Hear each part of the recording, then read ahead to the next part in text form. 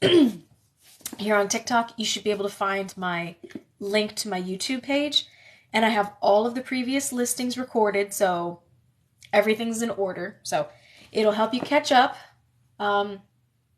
if you haven't been here before. But in case you have been here before and have been with us from the beginning, welcome back. I'm glad you could join us. So we'll give this to about 8:05 just to give people a chance to log on and catch up with what we're doing and where we are and who all's here. Good evening. Good evening. What time is it in Utah? Hoobie, you're going to fall off the bed, bro. You keep leaning, you're going to fall off the bed. We got most of it done, Miss Deborah. We still have gutters to clean, and we're going to have to hire a professional because there's just the top gutters, we can't reach them. So if I try to, I'll die. So, but the rest of it we got done. So thank you for asking. 6:02. Okay. That's not too bad. That's not too late.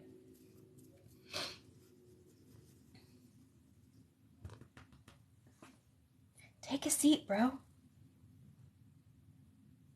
You want to say hi to everybody?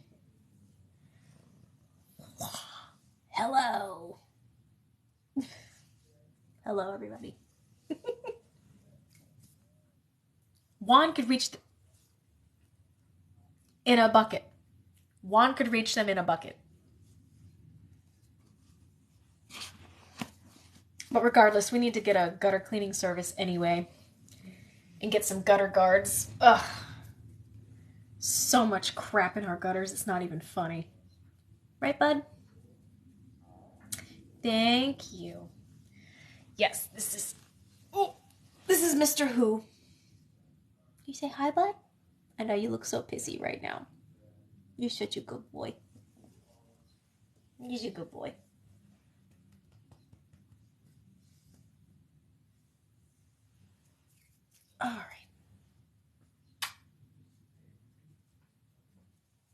All right, 8:04.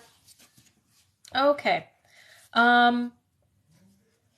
So just a real quick, oh man, I will try.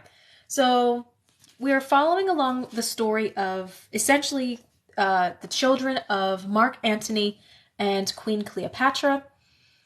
At least we started off in the story with 3 kids and we are now down to 2. So we are watching as these 2 kids, Alexander Helios, which is the son, and Cleopatra Selene, which is the daughter, they have been taken prisoner essentially by Caesar Octavian, who has defeated Mark Antony and Cleopatra in war and has basically annexed Egypt into the Roman Empire. And now these kids are basically living as glorified hostages in Rome, and they are learning very quickly that they have to make themselves useful, or at least not be a threat to Caesar if they want to stay alive. Because we've seen already a few times in this story where if you are not useful, or if you get in Caesar's way, you no longer need to worry about breathing, because Caesar will eliminate you. So, aside from these 2 kids trying to figure out how to live as glorified hostages in a foreign land surrounded by foreigners, there is also another element to the story. There is a, we're going to call him a social justice warrior, who goes by the name the Red Eagle, and he has been doing nothing but causing problems for Caesar and members of the Senate, and is basically just cooking up a whole bunch of trouble amongst the slaves and the freedmen and the plebeians, citizens of Rome. And so these 2 kids are trying to figure out, do they stay on Caesar's good side, or do they try and figure out a way to get in contact with this mysterious Red Eagle guy to see if he can help them figure out a way to get back home to Egypt. So we're in the process of watching all of this unfold at the moment. So if you have the book, we are on chapter 12, page 241. Oh, thank you so much. Oh, good. I'm glad you can catch me live now. Oh, thank you so much. All right. So here we go. Chapter 12. December 29th, BC. His wheels are smoking, Alexander exclaimed, rising from our couch. Did you see that, Celine? A sparsor rushed into the tracks with a bucket of water and doused the chariot's wheels while the driver made frantic motions for the man to hurry. The sparsor jumped back, and the driver continued racing. I don't see how anything can be smoking on a day like this, I said grimly, tightening the cloak around my shoulders. Next to me, Marcellus waved his hand. Oh, it's not so bad. Wait until tomorrow. What happens tomorrow? From the looks of it, snow. Julia shivered in her cloak. We had exchanged our silk tunics for cotton months ago. But now that it was nearing the middle of December, nothing seemed to ward off the cold. You mean there will be snow on the mountains? Alexander asked. And everywhere else. Marcellus held out his hand, and the mist left a fine sheen on his palm. It would be a shame if it snows during Saturnalia. My mother says once it snowed for 3 days. I exchanged looks with Alexander. What's the matter? Julia asked. Haven't you ever seen snow? Only when it was cooling our mother's wine, I admitted. Marcellus laughed. That's it? But you must have had nix dulcis. I frowned. The sweet snow brought down from the mountains, Julia prompted, mixed with honey and fruit. Both Alexander and I shook our heads. Well, you haven't lived if you've never tasted nix dulcis, Marcellus said. Perhaps there'll be some in the markets before Saturnalia. So what is Saturnalia? Alexander asked. Julia grinned. On the 17th, we'll go to the temple of Saturn, and for an entire week there's no work and no school. No one has to wear a toga, and even slaves can gamble. Will the circus be open? Alexander asked. I sighed impatiently, but Marcellus laughed. It's always open. And I've heard that if it isn't snowing, the Pompeians will be sending up their teams to challenge Rome. We'll have to come down to the stables in advance. There's also a feast every day of the week, Julia added, and people exchange gifts. For what? I asked. Just for fun. They're only small things, like pretty silks or statues. It's really for the children. And slaves change positions with their masters, Marcellus added. We sit in the atrium where the slaves usually dine, and they use the triclinium. Not this year, Julia warned. My father forbade it. He also said the first feast will be hosted by Pollio. Marcellus groaned. Why? He never stops talking unless it's to shove food in his mouth. At least Horatia will be there, Julia said glumly. And how can she move? She's nearly due. Pregnant women can still walk, Julia retorted. She might even have had the child by then. It snowed on the 17th of December. Like a white linen sheath, the snow covered the roads and the rooftops. It froze the fountains and brought every kind of traffic to a halt. A bitter wind blew through the streets of Rome, carrying the scents of charcoal braziers. On the steps of the Temple of Saturn, I tightened Alexander's hood around his face. Do I look like a griffin in this thing? He asked. No, you look like a prince of Egypt. It was true. The heavy cloak was trimmed in ermine, and the soft white contrasted with his olive skin. Dark tendrils escaped from his hood, and they blew about in the wind, making him look like a statue of young Hermes. It's really cold here, isn't it? I said bleakly. It makes you wish we were back in Alexandria. Many things make me wish that.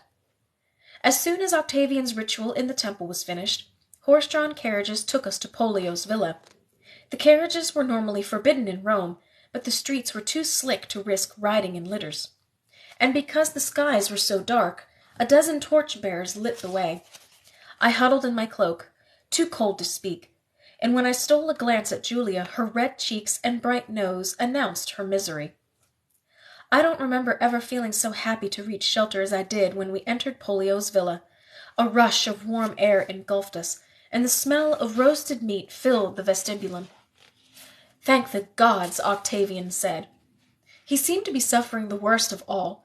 Beneath his woolen cloak he wore 3 separate tunics, and there was a brace on his right hand, which Marcellus said stiffened every year with the cold. Pollio spread his arms. "Welcome!" "Take us to the triclinium," Livia demanded. "My husband is in pain." "Of course." As Pollio rushed to do her bidding, his heavy fur cloak fanned out around him. "Of course!" We passed through the atrium, where elaborate braziers did very little to offset the frigid air. But when we reached the triclinium, Octavian's shoulders relaxed. The room was as warm as any bathhouse. Flowers bloomed from precious gold vases, and garlands twisted around the columns as if it were spring. "How extravagant," Livia said critically. "Where is Horatia?" Julia asked. There had been no sign of the hostess, and as guests crowded into the room, Pollio hesitated. "I'm afraid she cannot be with us tonight." "Why?" Julia looked around. "Is she sick?" "In a fashion." "She's not having the baby!" Octavia exclaimed. Pollio nodded as if he were embarrassed. "I'm afraid it is bad timing." "So why are we here?" Octavia cried. Pollio frowned. "Because I promised to host Caesar on the first night of Saturnalia." Julia's look was mutinous. "I want to see her." "I'm sorry, but she is in her chamber." "And what does that mean? That she should be shut up like some birthing cow while everyone else feasts?" Julia cried. "Control yourself," Octavian said firmly, "and take your couch." "But I would rather see Horatia. Please, father, please." Octavian looked to Pollio. "Will the child come tonight?" "If I am lucky. Imagine having to pay for a feast for Saturnalia and a birthing feast as well." "Then perhaps my daughter can visit her. It's a comfort to women in labor to have others in their chamber." I could see that Pollio wanted to object, but he nodded instead. Yes, of course. Up the stairs to the right," he directed. Julia looked at me. "You're going to go with her?" Alexander exclaimed. "Why not?" "Because there'll be blood and sickness." "It's a birth, not the plague." "Women don't mind it," Marcellus assured my brother. I followed Julia up the stairs, and the pitiful sound of a woman's cries led us to a dimly lit chamber at the very back of the house. When we opened the door, the stench of sweat made my stomach clench, and I wondered if my brother had been right. Horatia gasped when she saw us. "Julia!" She was already seated on the birthing chair. She was entirely naked except for a palla around her shoulders. Midwives were huddled at the base of the chair where the child would drop through the hole into their arms. Horatia was breathing very heavily, and as Julia rushed forward, I held back. I had never before witnessed a birth. "Horatia," Julia said tenderly, and she wiped her friend's brow with her hand. "It's coming," Horatia groaned. "I can feel it." "Keep pushing," a midwife encouraged. "What have they given you?" Julia asked. "A little wine." "That's it?" Julia cried. "No verbena?" "Nothing," Horatia groaned, gripping the leather arms of the chair. "Pollio won't allow it." "Those aren't peasant superstitions," Julia shouted. She looked at me, and although I felt faint, I helped wipe the sweat from Horatia's brow with a linen square dipped in lavender water. "I should have used silphium," Horatia panted. "I may never even live to see the next year." "Nonsense," Julia said firmly. "You're healthy, and this is only your first child." Horatia gritted her teeth, and when she screamed, I was sure her cries could be heard above the harpists in the triclinium. For several hours we remained like this, encouraging and fanning the air into Horatia's face. Then finally one of the midwives cried, "It's coming, Domina! Keep pushing!" Horatia looked up into Julia's face. "Thank you," she began to weep. "Thank you for coming." "Don't thank me. Concentrate." Horatia gripped the arms of the chair, and her face was a mask of terrible pain. Again and again she strained, screaming, crying, then finally pushing a child into the world in a rush of blood and water. I held my breath, and Julia cried out, "A girl! It's a girl!" "No," Horatia whispered. The midwives swaddled the crying infant in wool, and Horatia sat up on the birthing chair. It can't be. It's a girl, Domina, a healthy child. But he wanted a son. So next time, you don't understand. She looked from the midwife to Julia in desperation. He will never accept it. Of course he will. Julia took the baby girl into her arms, while the midwives packed Horatia's womb with wool. Look! Julia stroked the little nose with her fingertip, then placed the infant gently in her friend's arms. I had never seen her so tender with anyone. Tears welled in Horatia's eyes. She took the crying baby to her breast, but the infant refused to suck. She's not hungry. The eldest midwife smiled. Leave it to the nutrice. That's her job. What will you name her? Julia asked. Oh, Gianna, we're reading Cleopatra's Daughter by Michelle Moran.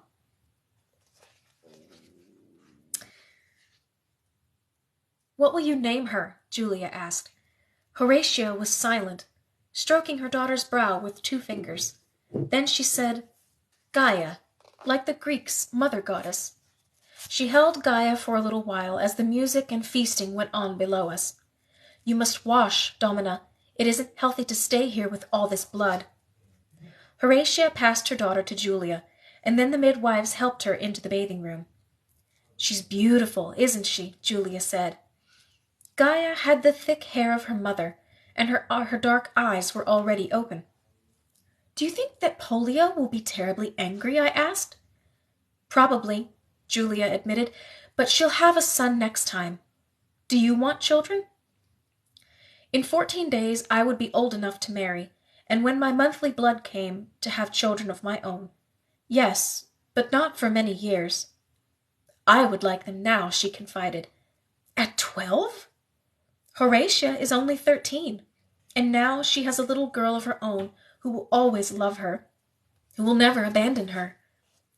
I was reminded of what Gallia had said about judging Julia too harshly, and suddenly I felt sorry for her.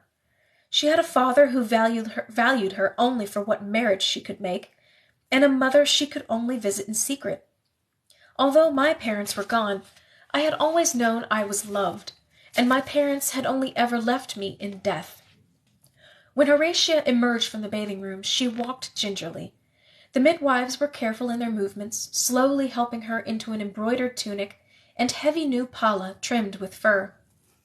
Only married women wore the palla, and I could see the admiration in Julia's eyes as the midwife draped her friend in the beautiful mantle. Horatia held out her arms for her new daughter, and I thought that Julia handed the infant back with regret. May Juno bless her first day, the gray-haired midwife intoned, and may Cunina watch over the cradle. Will you go to him now? Julia asked. Absolutely not, the midwife clicked her tongue. Dominus must come to her in their chamber. He must accept his daughter first. We followed Horatia down the hall to the chamber where she and Polio slept. A slave was sent to fetch Polio from the festivities, and we waited outside while Horatia sat on a chair with her infant daughter in her arms. Is he coming to name the child? I asked. No, that happens in 8 days with a lustratio. This is the tollere liberos. There was no time to ask Julia what that meant. I could hear Polio's heavy footsteps on the stairs, and when he reached the landing, he looked expectantly at Julia. Is it a son? The midwife inclined her head. Your wife is in there, Domine. Polio entered his chamber, and before the door swung shut behind him, I could hear him demanding, Is it a son? Julia's dark eyes flashed at me. He doesn't even care if she's well. What a terrible marriage. They're all terrible, she said bitterly. But yours won't be. She gave me a long, calculated look. If my father doesn't change his mind. There was a shriek on the other side of the wall. Then the door was flung open and Polio emerged. Take it away, he ordered the midwives. I looked inside the chamber where Horatia's daughter lay alone on the floor. Polio, please! Horatia ran after him. I said a son. He turned on her. Not a daughter, a son. But I will give you a son. Polio, please, she's ours. She belongs to the gods. He made his way down the stairs, and Julia rushed to Horatia so that she wouldn't faint. Take her to the dump. Pollio called over his shoulder. Horatia fell on her knees. "Please," she begged, "take her to the columna lactaria. Give her a chance." But Pollio was gone. She looked up into the face of the midwife. "Don't take her away," she pleaded. But the midwife had already gathered the child in her arms. "You can't take her away from me," Horatia shrieked. Hot tears burned my cheeks, and I realized that my hands were trembling. "Don't do this," I said.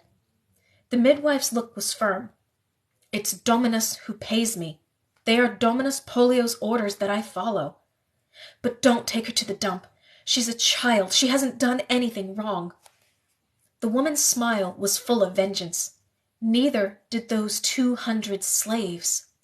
"So what?" Julia cried. "Because slaves die, patrician children must die as well?" The woman didn't respond. "Let me give you denarii," Horatia said desperately. "Please, just don't take her to the dump." The midwife hesitated, then turned to the other slaves and snapped, "Go!" The women swiftly disappeared, some down the stairs, others to separate chambers. When the hall was empty, the midwife said, 200 denarii. Horatia went pale. "That's my entire dowry. And this is your daughter's chance at life. Maybe someone will take her, maybe they won't. But at the dump, the wolves will eat her." "Wait," Horatia was trembling. "I will give you the money." Julia stared at the midwife, who looked back at us without any remorse. "You are no better than a beast," Julia said. "And isn't that what slaves are supposed to be? Beasts of burden?" Horatia returned with several heavy purses, and the midwife stuffed them beneath her cloak. "How will you carry her?" Horatia asked worriedly. "Just fine." But even if Gaia survived, she would likely end up in a lupanar, abused from the time she was old enough to speak. My mother had told me there were men who liked girls too young to understand what was happening to them. Tears rolled down Horatia's cheeks, and Julia whispered, "Isn't there someone who can adopt her?" "How can I arrange it without Pollio knowing?" The midwife pulled her cloak over the child, and I turned away from the terrible scene. While Horatia and Julia wept, I made my way slowly down the stairs. In the triclinium, the harpist was still playing, and Pollio was raising a cup of wine in toast. "What happened?" Alexander asked. "It's a girl," I told him. Marcellus frowned. "Was she deformed?" "No. Pollio wanted a son, so he ordered that she be put out." "As a foundling?" he cried. I nodded. Octavia rose from her couch and came over to me. "Where is Horatia?" she asked quietly. I told her the story, even the part about the 200 denarii and the columna lactaria. When I was finished, her face was hard. "What do you think will happen to her?" I asked. "The infant or Horatia?" "Both," I said. Octavia drew a heavy breath.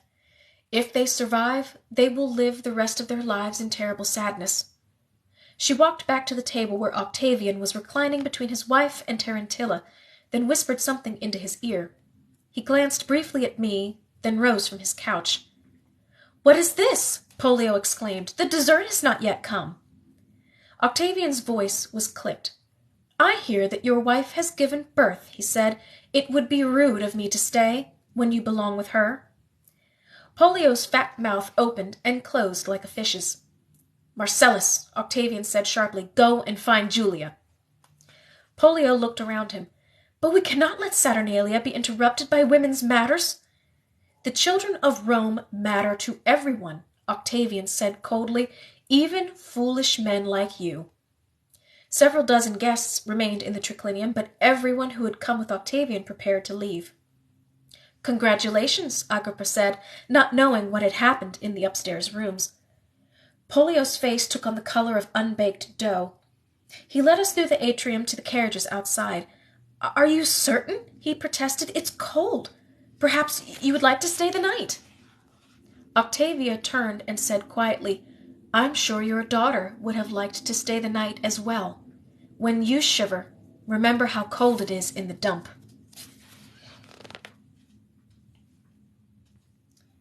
On the ride back to the Palatine, I thought of Horatia's daughter freezing beneath the Columna Lactaria, while the rest of Rome drank wine beside crackling fires and ate roasted meats. And once all of his guests left, Pollio would probably climb under the covers next to his wife, demanding her attention even as her breasts leaked milk through her bindings. The thought made me wince, and while Julia wept softly, Alexander and Marcellus exchanged doleful looks. When we reached Octavia's villa, Juba excused himself, but Agrippa and Octavian remained, settling with the rest of us in the warmth of the library, where Vitruvius's plans were spread across the tables. No one said anything, until Julia broke the silence. "What about a home for foundlings?" she asked. Marcellus looked up from his place near the brazier, and Alexander caught my eye. "A place where mothers can leave their infants, and they can be adopted by freedwomen and citizens," she said. "Selene has drawn sketches of what such a house might look like." "And how would that help Rome?" Octavian demanded. "We would be saving lives, Roman lives," Julia protested. "And increasing the number of mouths on the dole," Livia retorted. "Not if citizens were to adopt the infants." "And who would want to do that?" Livia asked. "When a woman is barren, she takes a child from a slave. Why would she need a dirty foundling?" Octavia recoiled. I doubt that there was anything dirty about Horatia's child. "How do you know? Did you see it? The child was probably deformed." "It was perfectly healthy," Julia exclaimed. "I was there, and so was Selene." She turned to her father. "If there was a foundling house—" "It would be too costly," Octavian overruled her. "There is a Columna Lactaria for a reason, and the plebes are satisfied. We do enough by paying nutrices to suckle infants." "But most of them die," Julia cried. "Then that is the will of the gods." She looked at me, but I knew better than to speak. "You do enough for these people," Livia assured Octavian. "Free grain, free baths, even men who fight fires and patrol the Suburra watching for crime. How much are you supposed to give?" "As much as possible," Octavia said. "Then why don't you fund this foundling house?" she demanded. "If my brother thought it was a good idea, I would." Everyone in the library looked to Octavian, who was shaking despite the warmth in the room. "My wife is right. We do enough." Julia's eyes shone with tears, and I saw Marcellus pat her knee tenderly. "And Horatia's child?" Julia whispered. "It was a girl," Octavian said simply.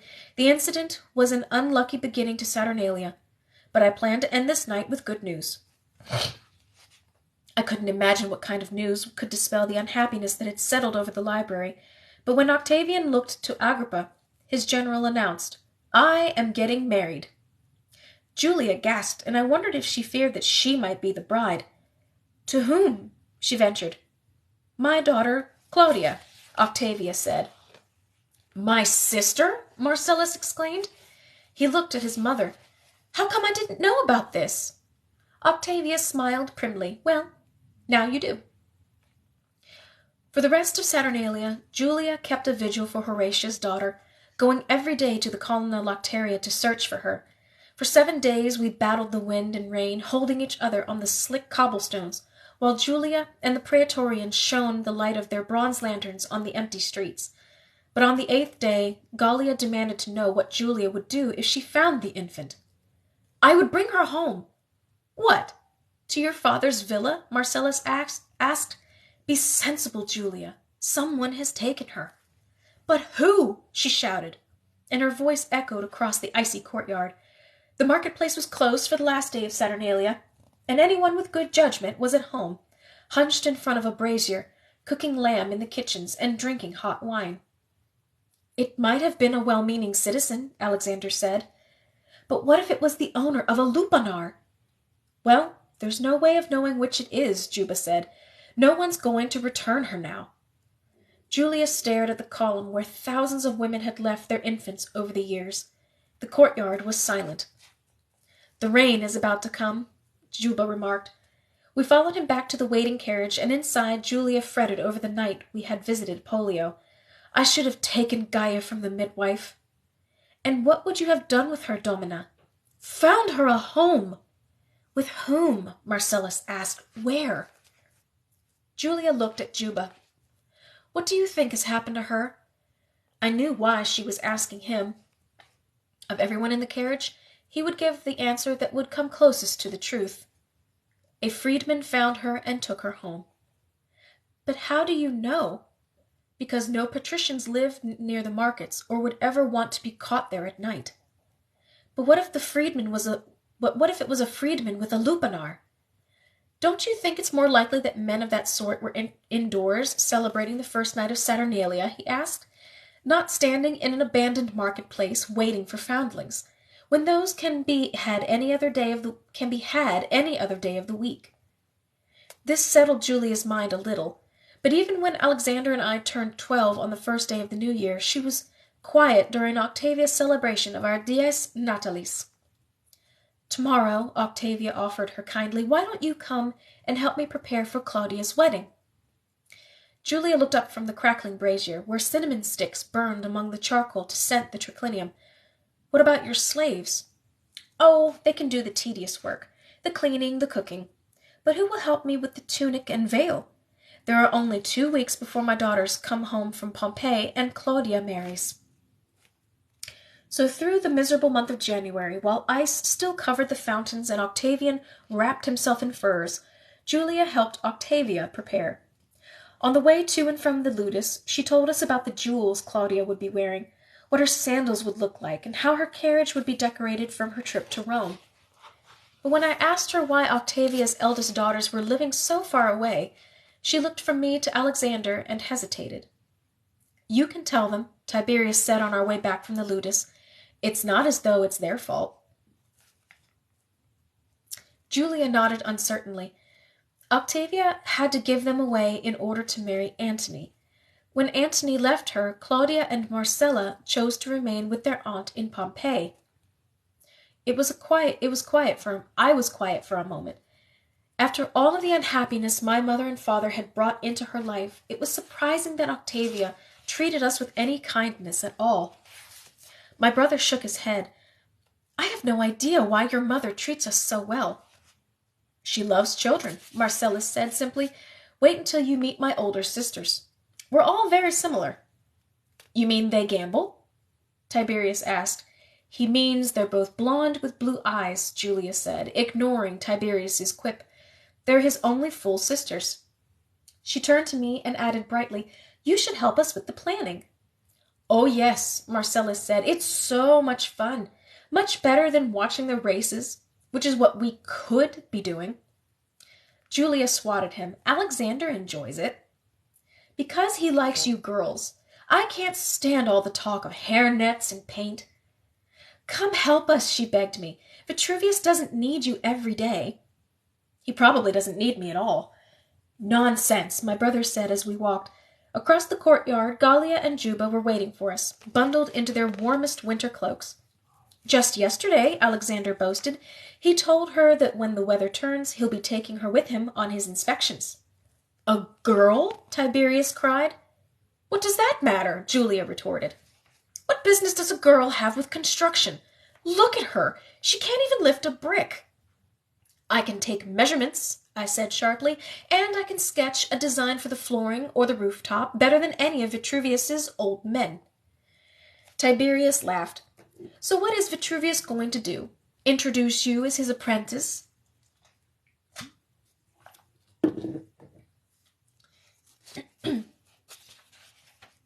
I'll be going in the mornings before the builders get to work.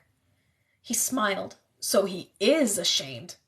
Leave her alone, Marcellus warned. Does that mean you won't help us? Julia pouted. Yes, I said firmly. By the time we arrived home on the Palatine, 6 litters crowded the portico of Octavia's villa. The priestesses are here, Gallia warned. Be silent when you enter. Juba and Tiberius followed us into the atrium, where the priestesses of Juno had arranged themselves around a brazier. Octavia held an unfurled scroll above the flames, while Agrippa fanned the fire with his hand. What are they doing? I whispered. Julia leaned over so that her lips were at my ear. The scroll Octavia is holding is a calendar. When the priestesses decide there has been enough smoke, They will interpret the burn marks and determine which days are the dies nefasti. I drew away from her. Bad luck days? March, May, and all of June are unsuitable for weddings. So are the calends, the nones, and the ides of any month, and any day following those. And no one can be married on the day of any religious festival. Is it really bad luck? She rolled her eyes. We listened as the priestesses chanted to Juno, the goddess of motherhood and marriage. Octavian, holding a wax tablet and a stylus, stood next to his sister.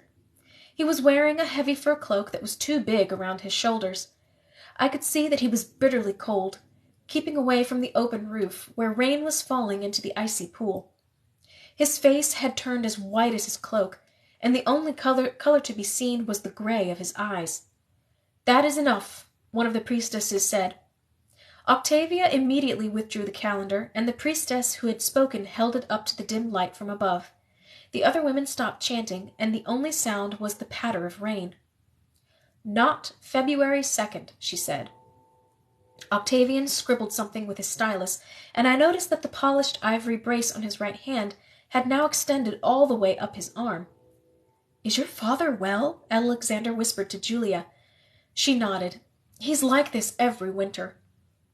Even on the worst days in Alexandria, I had never seen my father look so weak. Not February 10th, the priestess said. Octavian made another mark on his tablet. The best day in February will be the 12th. Octavian looked up from his tablet. The day before Lupercalia? He challenged. The priestess would have responded, but suddenly lightning cracked through the sky and thunder shook the walls of the atrium. The augurs! Octavian shouted. Go to the collegium and bring the augurs. Alexander turned to Marcellus. What's happening? Thunder, he replied fearfully. It's a terrible omen. Lightning flashed again, and the thunder clapped, bringing with it a fresh torrent of rain. Octavia said curtly, Get to the library. We crowded into the library where Juba helped Octavia light the oil lamps until the paneled room glowed a burnished orange. The priestesses huddled together near the brazier, but it was the woman who had spoken who had looked the most fearful. If the augurs came and declared that the gods were upset with her pronouncement, it might mean any number of terrible things for her. What does this portend? Octavian asked. He was looking at Juba, who had taken a seat next to the brazier. Outside, rain poured into the fountains and pool. We should wait for the augurs, Juba said. I was close enough to hear Tiberius whisper to Juba, You don't really believe it means anything? It's the precursor of rain. That's it. The augurs are coming, Juba said firmly. But you don't believe them. Tell the truth. Even Cicero mocked the augurs. And Cicero ended his days with his head on the rostrum, Juba said forcefully. Some of the priestesses whimpered, and an uneasy silence fell over the library. I imagined the augurs tucked in comfortably on their couches, buried beneath heavy piles of blankets until a slave summoned them into the rain and wind. What sort of mood would they be in when they arrived? Angry enough to condemn a priestess of Juno? When a slave appeared at the door, everyone sat up. They're here, Domine. Octavian rose. Bring them in. He looked at Agrippa. Nothing must go wrong with this marriage. It must be blessed by all of the gods. The first augur who entered looked eager to please. He shepherded the others inside the crowded library and addressed his first question to Octavian. We are humbled to be of service, Caesar. Is it the thunder that brings us here today? The priestess of Juno explained what had happened, and Octavian added, As soon as she made the pronouncement, it came. There had been no thunder the entire morning. For days, there hasn't been any lightning. And where did the lightning come from? The augur asked. The east, Juba said. Octavian frowned. I didn't see that. Because you were writing. I was watching the skies. The first augur lifted his arms. Then it is a sign of blessing. Octavia placed her hand over her heart, and her brother persisted. Even though the chosen day is the day before Lupercalia? A second augur nodded. The gods have spoken. Tiberius gave Juba a triumphant glance. But Juba was too polite to respond with anything but a curt nod. He's lying, I thought. He doesn't believe in this and just wants it to be done. No one can know whether it came from the east or the west. But no one said anything, and Agrippa's wedding date was set for the 12th day of February. February 12th, 28 BC. Claudia stood in the middle of her mother's chamber while a dozen slaves rushed around, plaiting her hair into 6 even braids and fastening her crimson veil with flowers. She was giddy and shy, always blushing and surprisingly naive for a 19-year-old woman. Perhaps because her skin was so light, every passing emotion colored her face as a curious shade of pink. It would begin in her cheeks and then spread to her nose, her ears, and finally her neck. I noticed that Marcella had the same coloring, as if her face were an open scroll waiting to be read. The Romans certainly do things differently than the Egyptians, Alexander remarked. Why? What do Egyptians do for marriage? Claudia asked. The bride and groom take a special bath. Together? She cried. Julia smiled. How lovely. How vulgar, Livia retorted, but no one was listening. She had complained that my brother was allowed in the chamber while Claudia's veil was being fitted, but Octavia had rightly pointed out that it was no different than watching someone put on a cloak. And there was no more skin showing on Claudia than if she had been mummified in linen like Osiris. Her long tunic was fastened at the waist by a girdle. Like a Vestal virgin, she wore her veil so that it covered the rest of her body, including the top half of her face. Don't be nervous, Octavia murmured. Agrippa is one of the finest men in Rome. She turned to Marcella, who was 17. And you will be next. Marcella nodded sadly. Aren't you going to be lonely without me? Claudia worried. You can come and live with me if you get tired of Pompeii. And get in the way of your baths? Marcella teased. No, our aunt needs me. Then you'll kiss her for me, won't you? And tell her I love her, even as a matron. I could hear that Claudia was about to cry, and her sister wrapped her arms around Claudia's waist. Of course I'll tell her. I noticed that Octavia's eyes looked sad. After so many years of separation, she had ceased to be like a mother to them. She had lost that special bond as surely as Horatia had lost Gaia. Claudia lifted the hem of her tunic so that she could walk without tripping, and a pair of crimson sandals peeked out. She held out her arms so that we could see.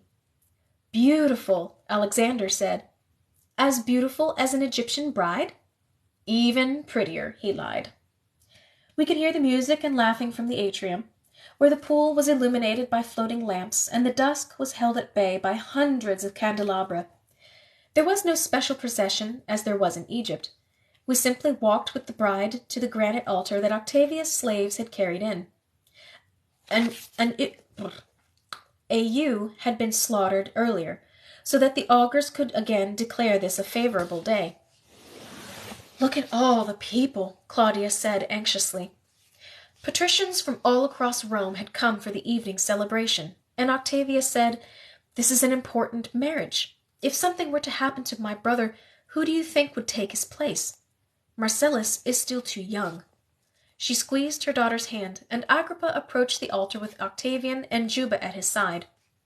His 8-year-old daughter, Vipsania, stood on his right, looking curiously at the woman who would become her stepmother. She's lucky, Julia whispered, noting the direction of my gaze. Claudia will be good to her. The laughter in the atrium grew muted, and senators in their best togas stepped closer to the altar to hear what was being said. Ubi tu es Agrippa, ego Claudia. Ubi tu es Claudia, ego Agrippa. Agrippa raised Claudia's veil, and the entire atrium shouted, Feliciter! That's it? Alexander asked incredulously. All of that preparation for this? Julia raised her arms and clapped. It's done! Flute players led the way to the triclinium, where the couches were draped in saffron-dyed fleece to match the bride's attire. A tall spelt cake had been decorated with flowers, and as I bent to inhale the fragrance, Livia said merrily, Soon it will be you. When I straightened, she called to the old man next to me. Catullus, have you met Princess Selene? The deep black of his eyes was masked by a rheumy film, and his hand shook with some ailment of age. The old senator lowered his cup of wine to smile. A pleasure.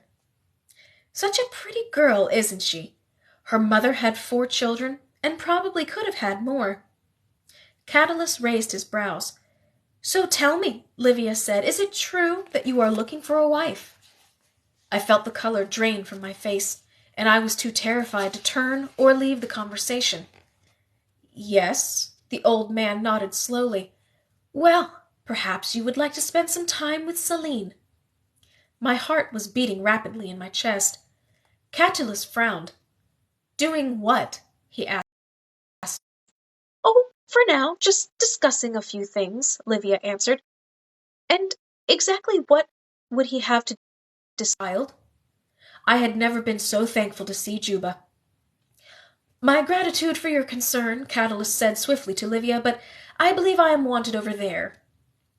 Livia watched Catullus leave, then fixed her gaze on me. You will never return to Egypt.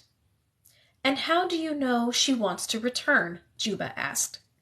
Livia laughed sharply. Because I know this one.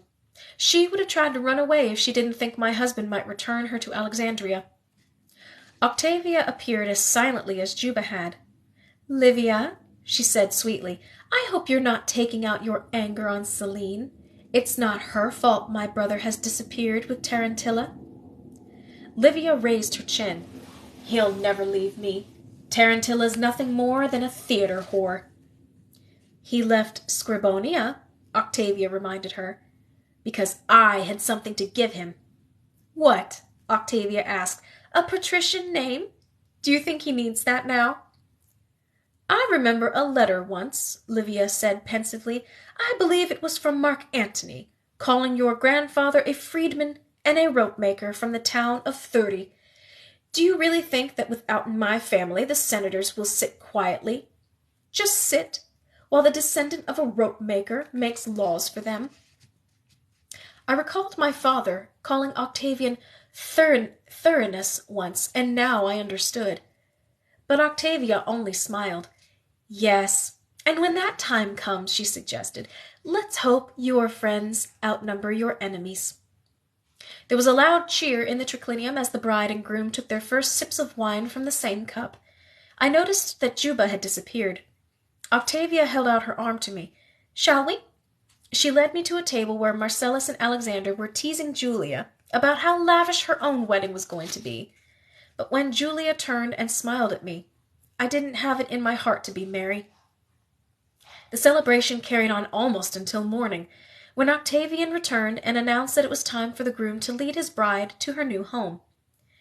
Senators began singing crude songs to the blushing bride, and flutists and torchbearers led the way, while the guests followed. When we reached the portico of Agrippa's villa, my brother stumbled over the first step and fell. Alexander! I cried. What? He giggled. Marcellus and Julia giggled too. The 3 of you are drunk, I accused. It's the Falernian wine, Julia protested. She looked at Alexander, still sitting on the first step of the portico, and they all collapsed into laughter. Julia, Marcellus, Alexander, Octavia snapped, get yourselves home. Next to her, Gallia shook her head disapprovingly. But the bride hasn't even... I don't care. She cut off Marcellus's protest and then looked down at me. You may stay. It wasn't an offer. It was a command. Alexander threw a pleading look over his shoulder at me, while Marcellus helped him up and the 3 of them stumbled away.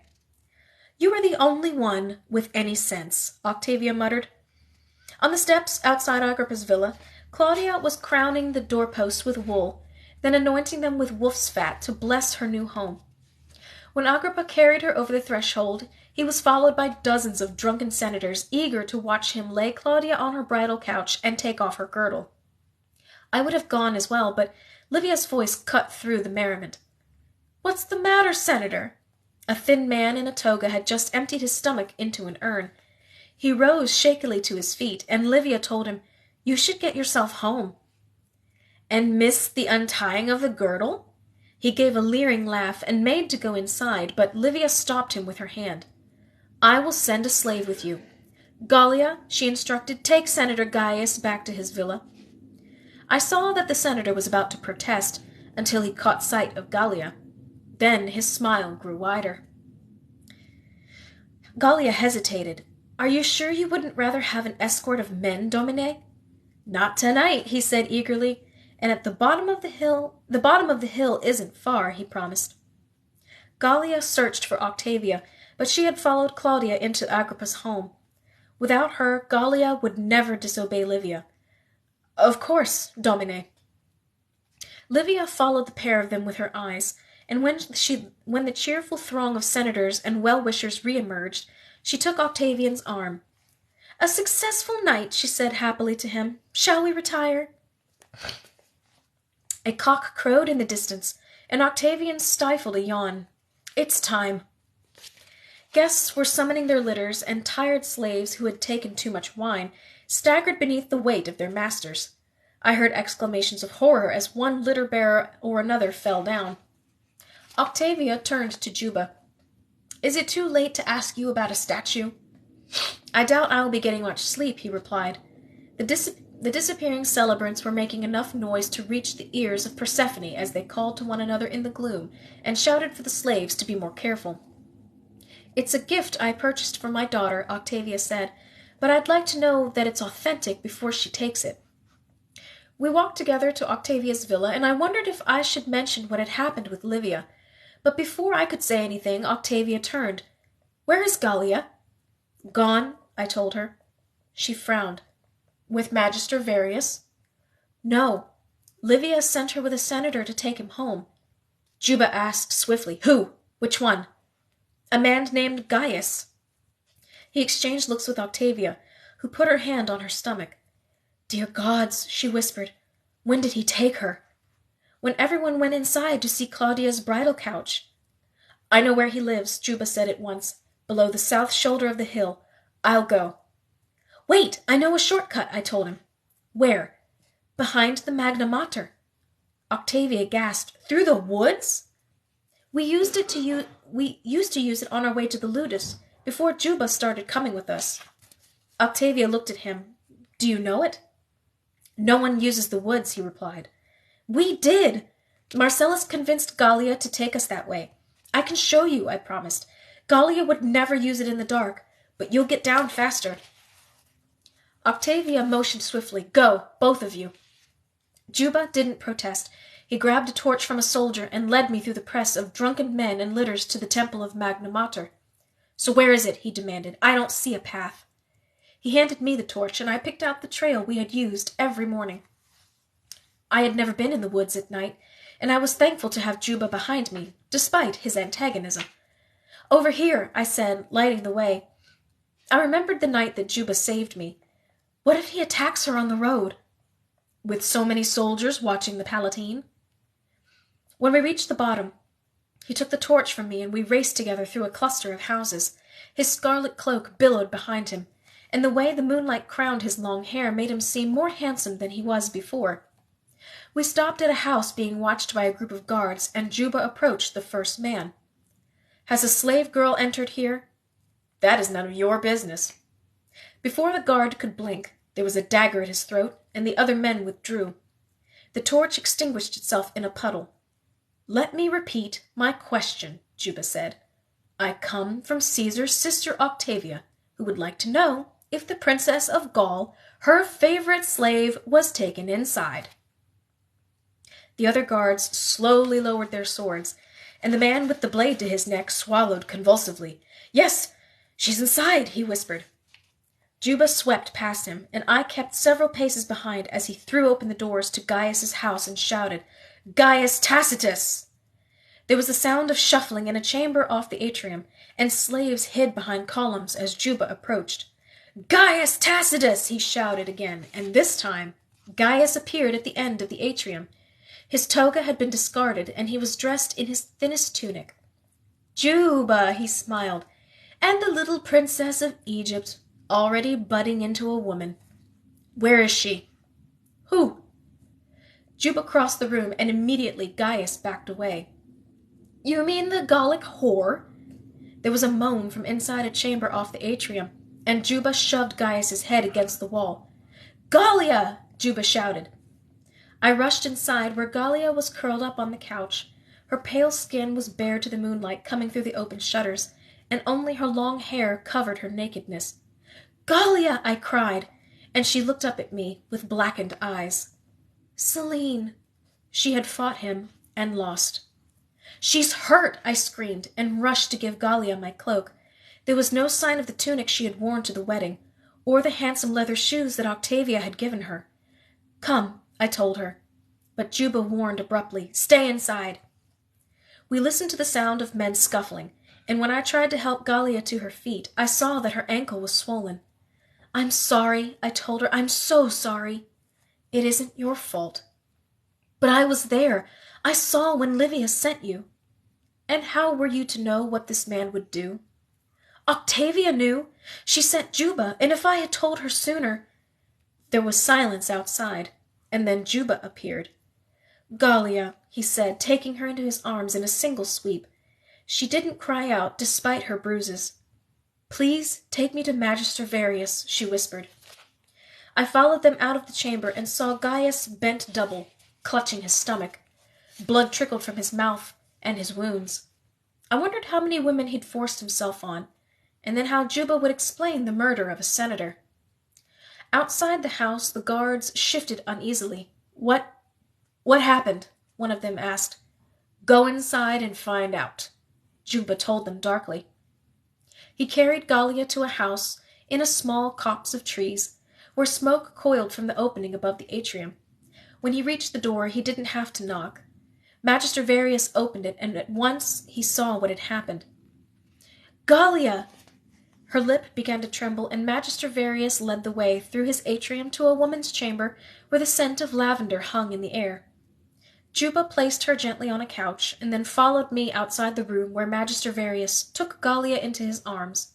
I heard her beginning to tell him the story. Then Juba closed the door, and we were alone.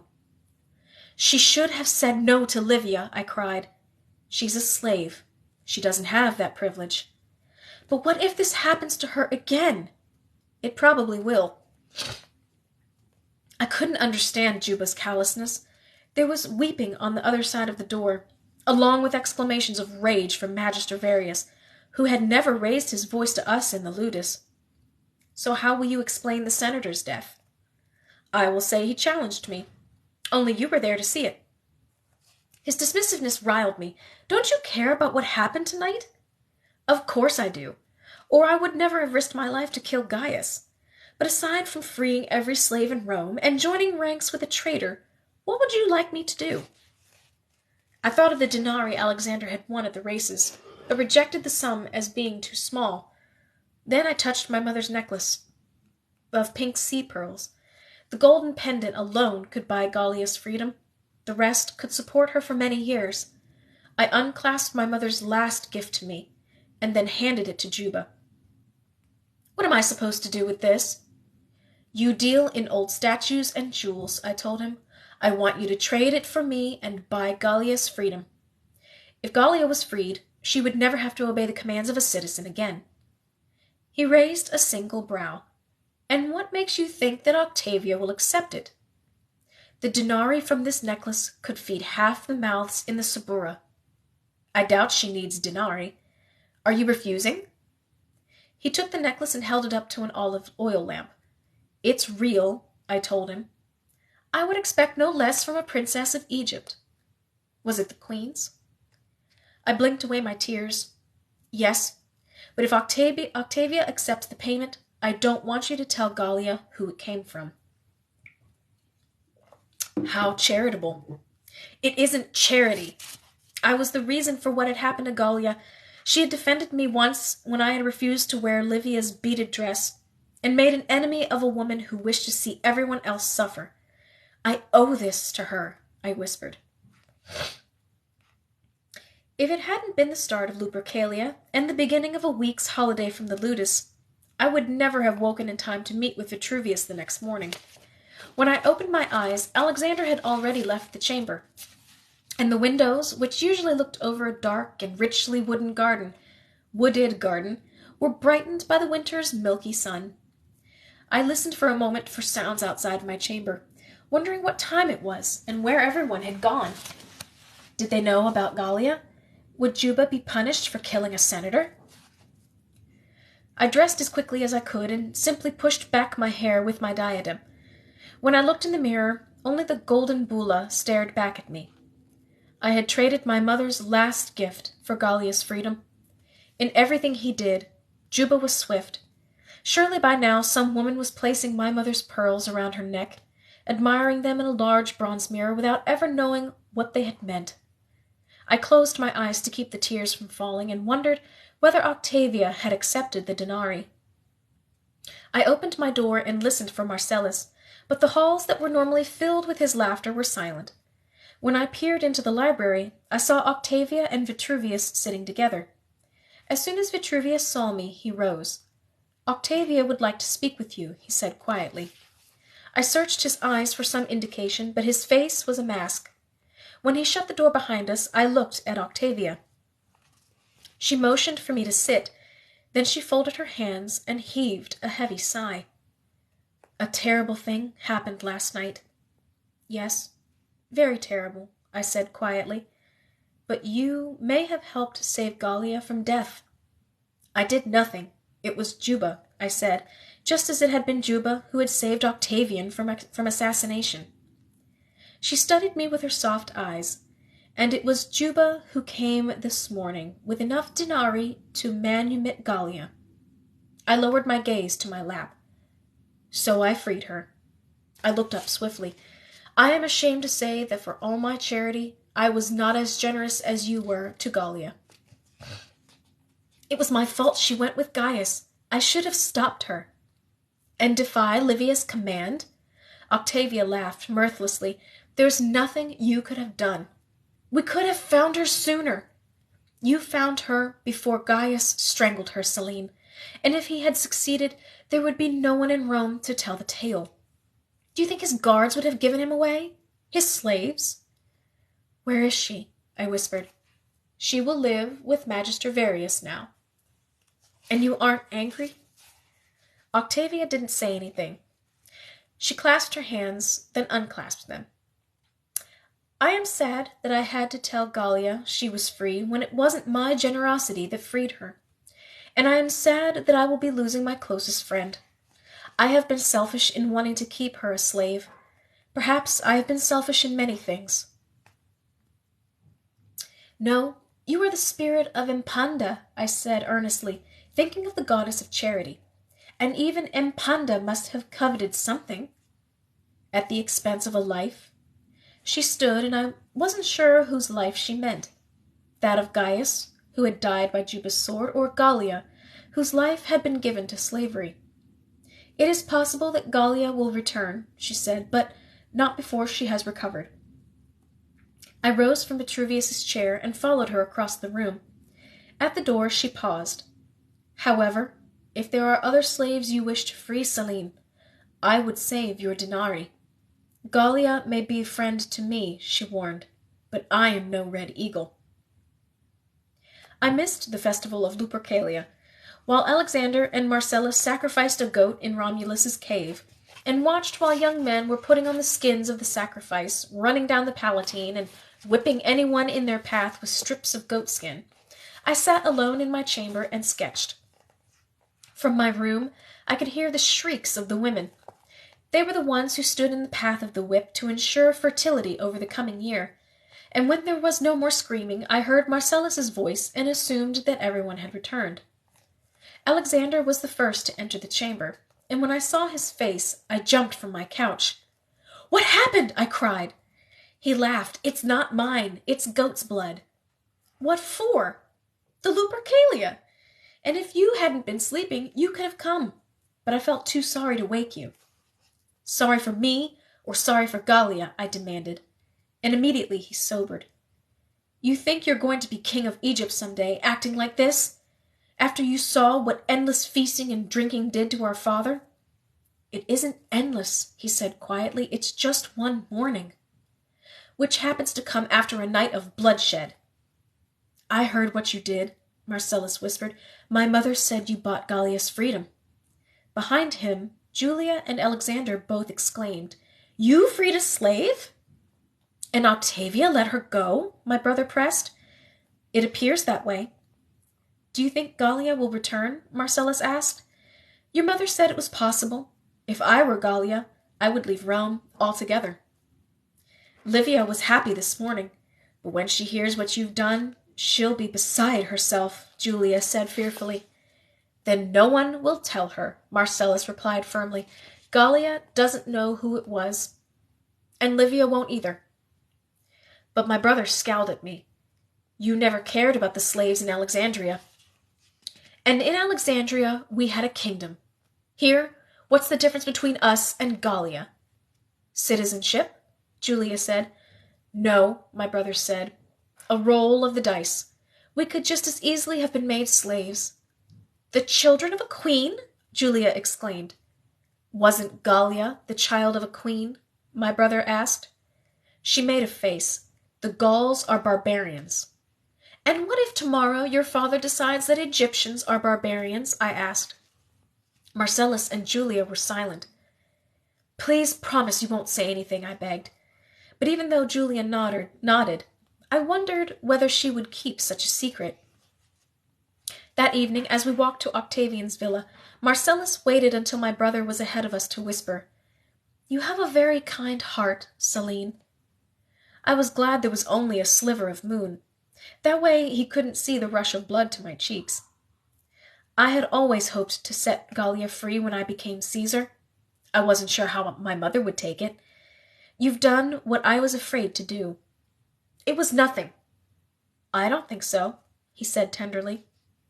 Our eyes met, and I wondered for a moment if he was going to kiss me. Then Julia, in one of her new silver tunics, appeared on the portico, waving to us. Marcellus turned, and we said no more. June 28, B.C. Gallia returned before our summer progress to Octavian's palace in Capri. With the entire villa in a state of upheaval, she appeared one morning on Octavia's salutatio and asked whether she still had need of an ornatrix. Her blue silk tunic was sewn with seed pearls, and her long hair was swept back in a tortoiseshell band that gleamed in the bright light of the atrium.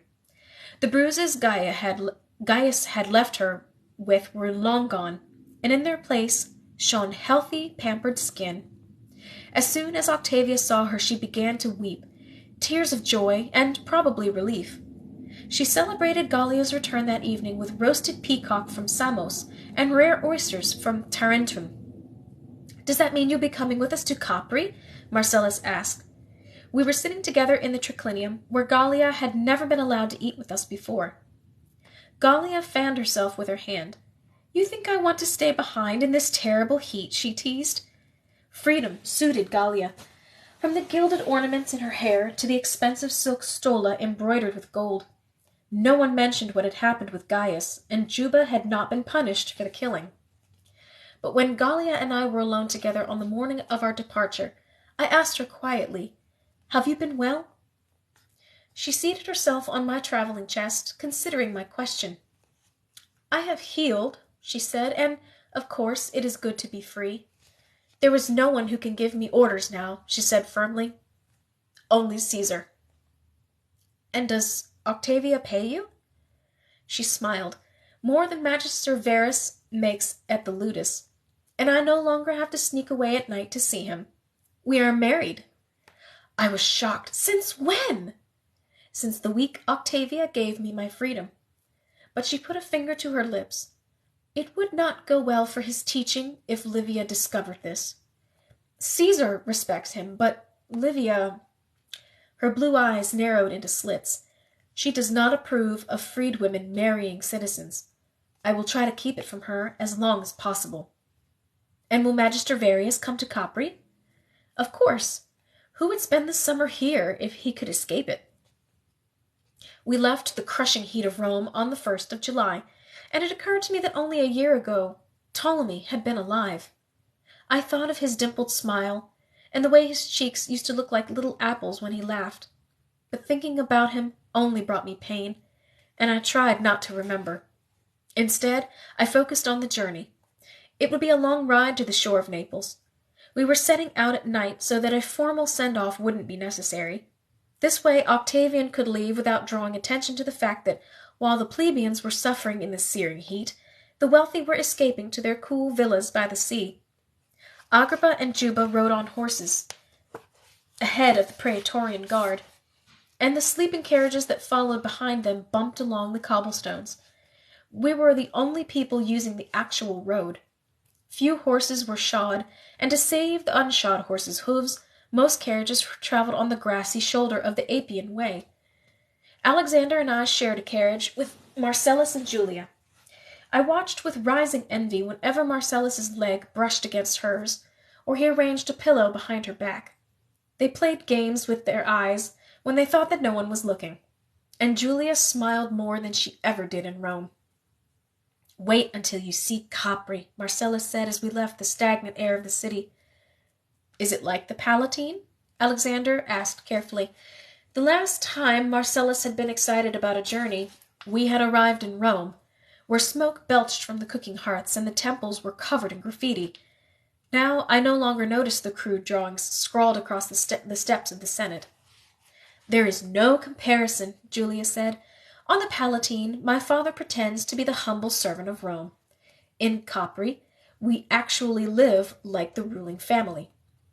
"It's my uncle's sea palace," Marcellus explained. "There will be a beach and horses, and we'll take you to the Blue Grotto."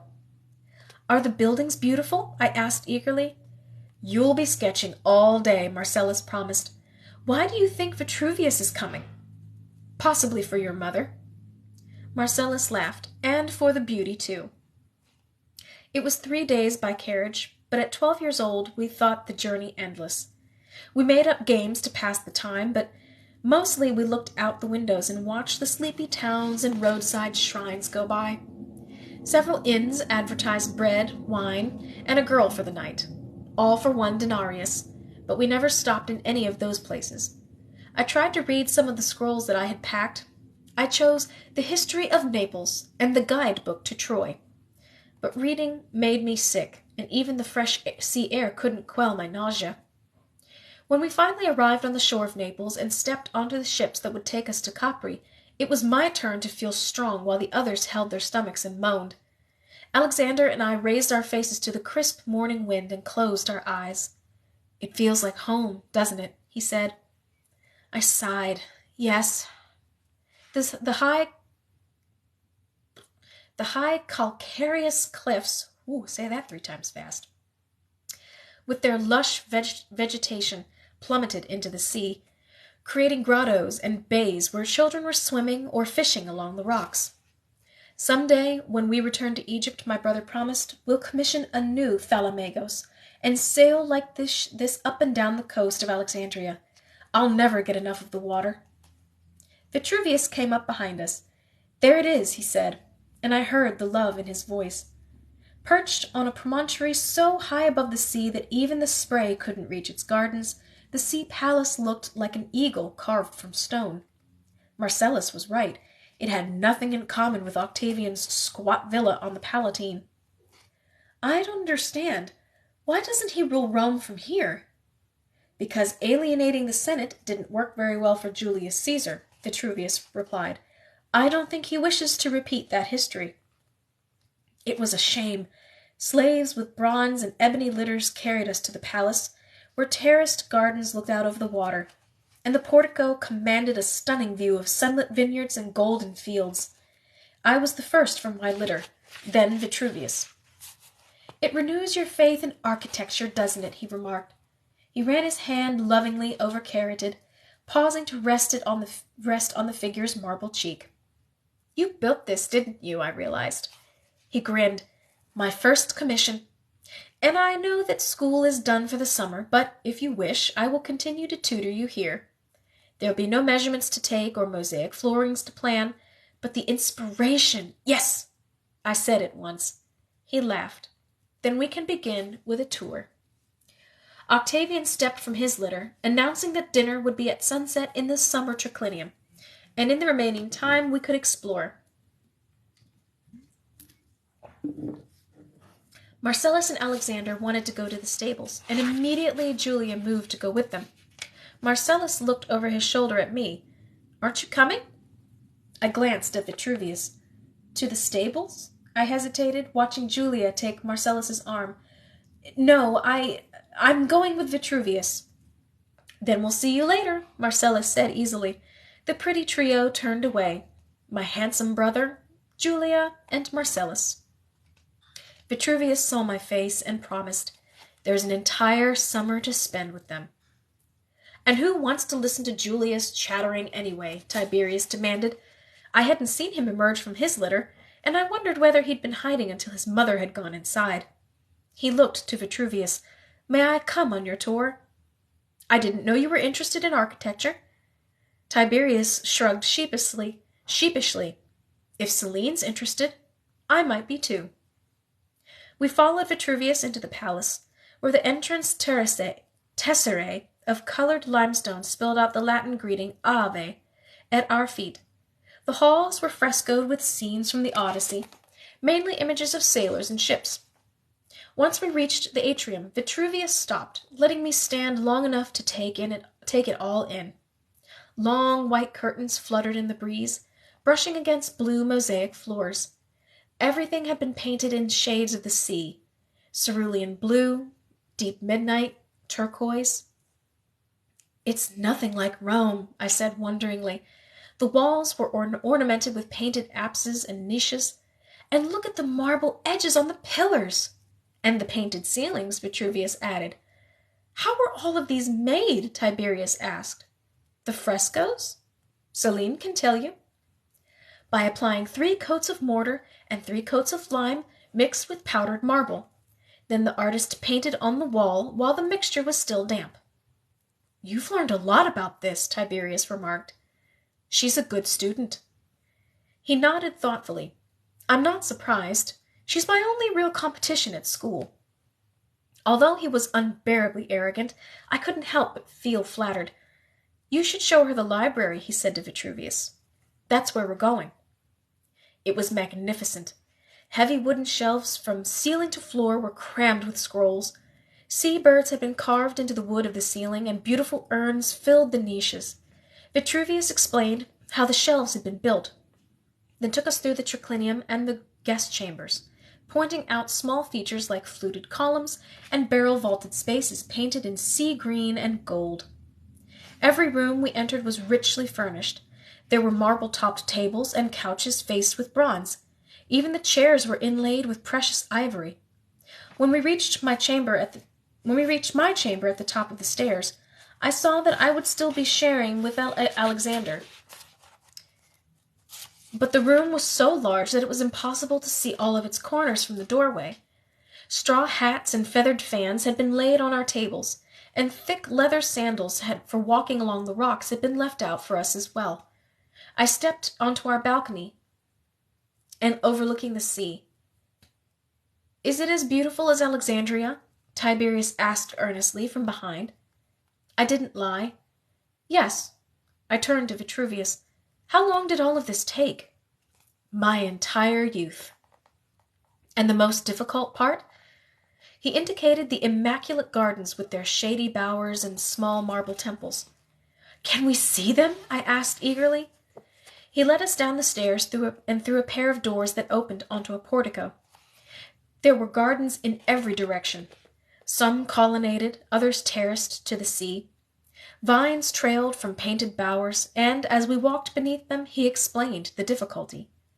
"A garden is like an onion," he said. "It takes layer after layer to make it whole. First the earth has to be cultivated, then the landscape rearranged." He pointed to thickets of myrtle and boxwood, then showed me the orchards where peach trees grew among lemons and figs. But it's the small details that make it complete. Sea daffodils and lilies spilled from heavy urns, and where fountains bubbled merrily, Carystian marble gods raised their arms to the sun.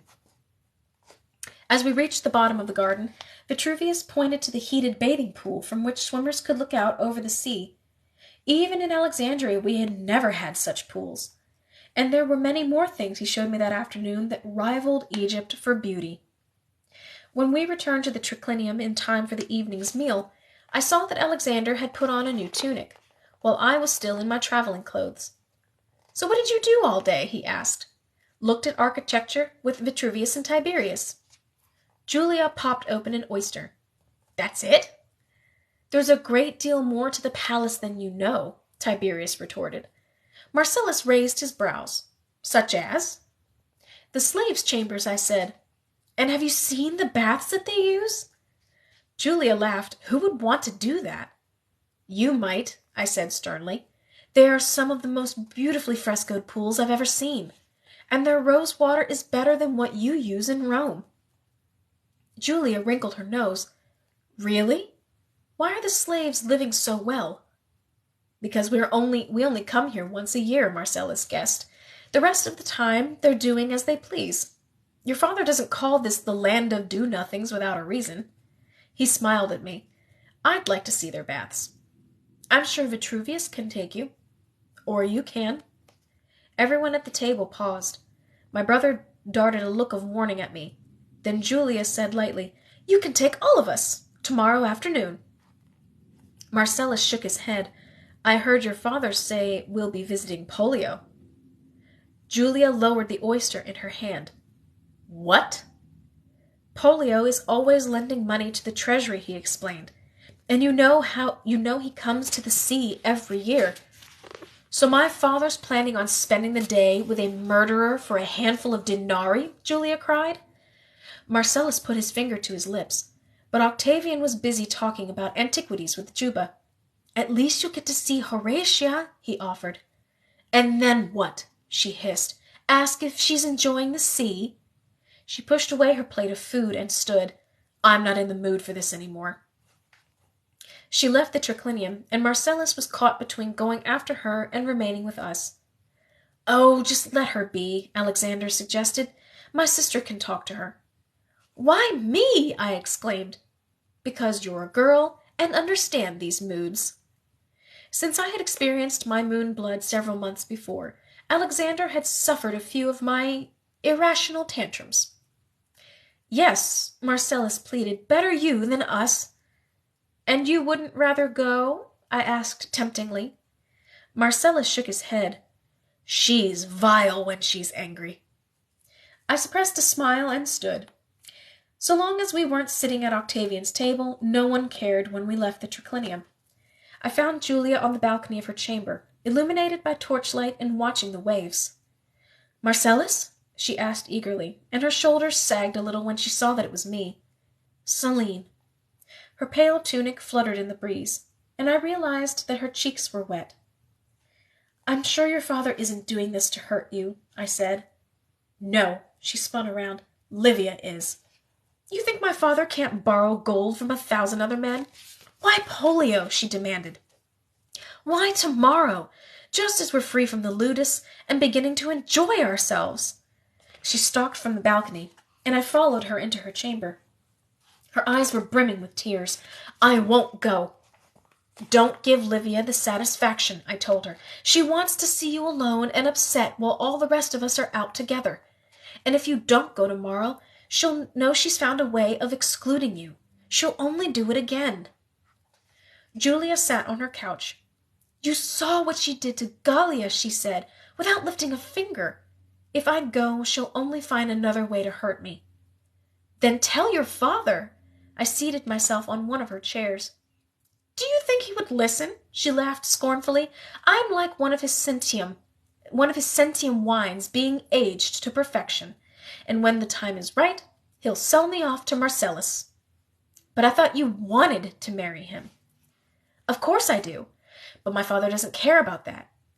I could loathe Marcellus, and we'd still be married." Her voice grew very still and frail. "You were lucky to have a mother," she said. "Even if Gaia survived her first night at the Columna, she'll never know her real mother, just like me." But your mother is alive." Her eyes flashed. "And banished from the Palatine. No one invites her to dinner for fear of displeasing my father. She has no friends, no husband. She doesn't even have me. Do you know where she is right now?" I shook my head. "In Rome, suffering with the plebes. She doesn't have the denarii to purchase a summer villa. And do you think my father cares? If I could, I would leave this island behind and sweat through the heat of Rome to be with her. Instead, I get to suffer here.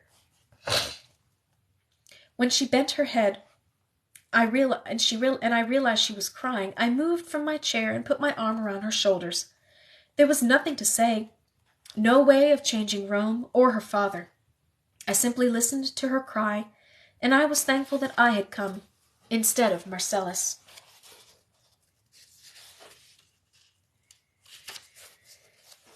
Whew. All right, guys. That brings us to a few minutes shy of our 90-minute reading, but again, eyeballs are sticky and my mouth is dry, so I hope everybody is enjoying the story so far. I know we just went through a really dark section of this story, but again, this is probably, for a historical fiction, this is probably one of the best portrayals of like real Roman life that I have ever read, or at least read in a long time. This story is definitely sharing the good, the bad, the ugly, the beautiful, the sorrowful. And I hope you guys are enjoying this as much as I am, because, again, like I said, it just moves. This entire story is just one thing after the other. So, but that concludes our reading for this evening. And as you can see, we're almost done. Join me again Friday night, same time, 8 to 9:30, give or take. And I hope you all have a fantastic week and a good night or a good day or a good tomorrow. If you're watching from Australia, wherever you are, I hope it's a good wherever you are. So I will see you guys later. Thanks for joining me.